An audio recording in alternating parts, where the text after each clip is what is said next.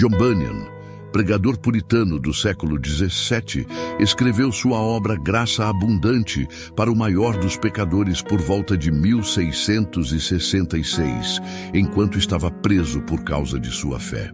Sua mensagem foi dirigida a homens e mulheres simples, muitos carregados de culpa e conscientes de sua condição espiritual, vivendo em uma sociedade que, apesar de religiosa, ainda tremia diante da realidade do pecado e da condenação.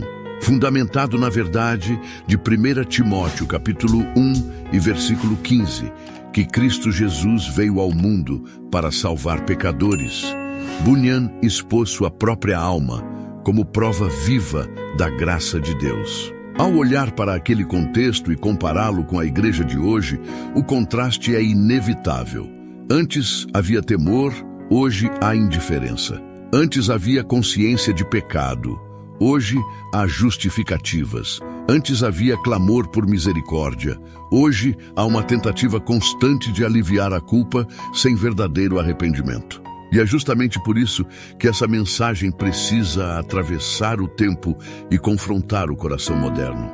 Bunyan não tentou suavizar sua condição, pelo contrário, ele declarou: "Eu vi em mim mesmo tal profundidade de pecado que pensei que nenhum homem poderia ser salvo como eu." Essa não é a linguagem de alguém que quer parecer humilde, mas de alguém que teve seus olhos abertos. Ele entendeu que o pecado não é algo superficial, não é um desvio leve ou um erro corrigível com esforço próprio, mas uma corrupção profunda que contamina todo o ser. O problema é que hoje, muitos dentro da igreja nunca chegaram a essa percepção.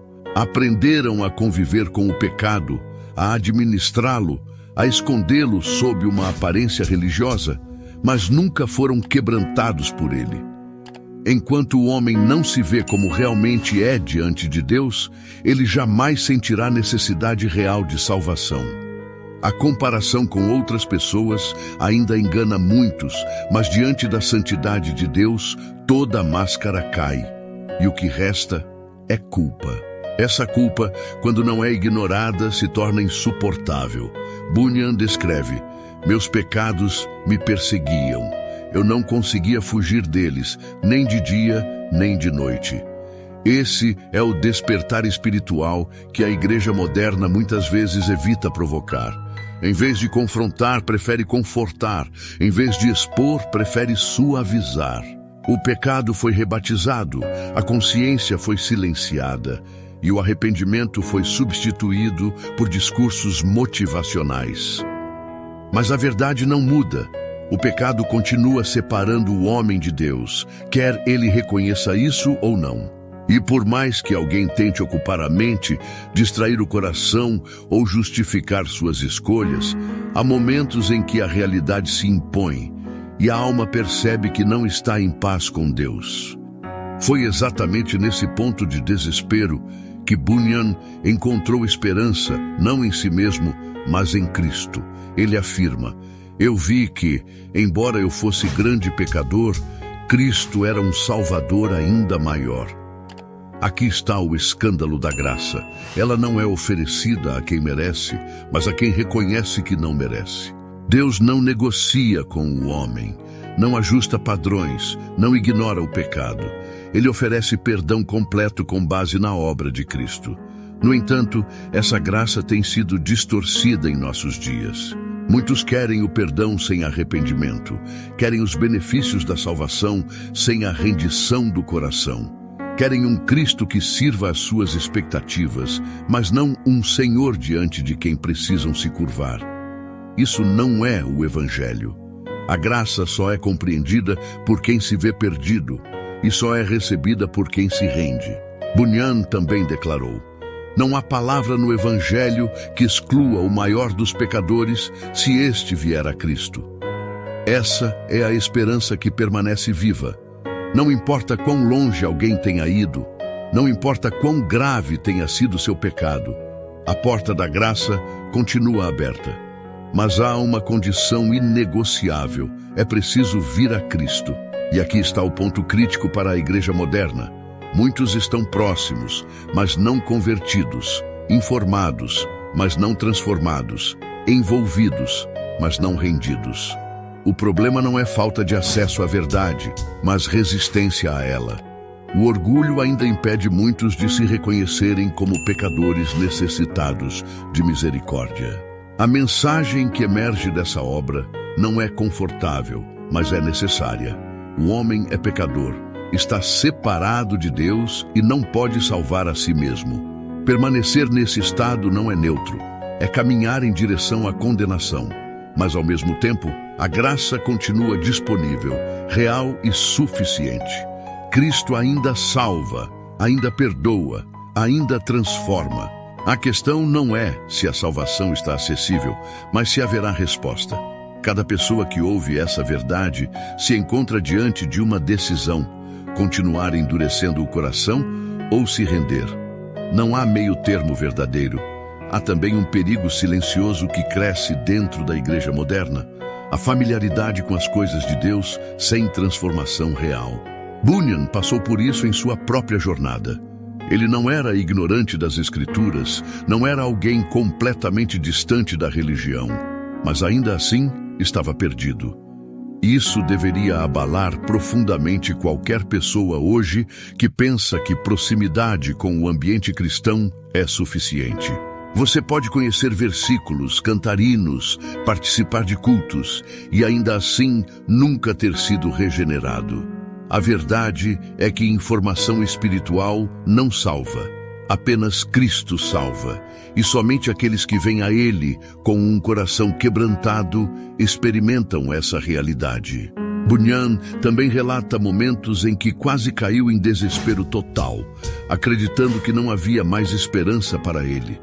Esse sentimento não é estranho a muitos que começam a enxergar a gravidade do próprio pecado. Há quem pense que foi longe demais, que errou demais, que Deus já não está disposto a perdoar. Mas esse pensamento, embora pareça humilde, é na verdade uma forma de incredulidade. Ele diminui o poder da cruz e coloca o pecado acima da graça. O testemunho de Bunyan confronta exatamente isso. Não importa a profundidade da queda, a graça de Deus desce mais fundo. Ao mesmo tempo, essa verdade não deve ser usada como desculpa para continuar no pecado. A graça não é permissão para viver da mesma forma, mas poder para viver de maneira diferente. A igreja moderna frequentemente flerta com essa distorção, tratando a graça como uma licença para a negligência espiritual.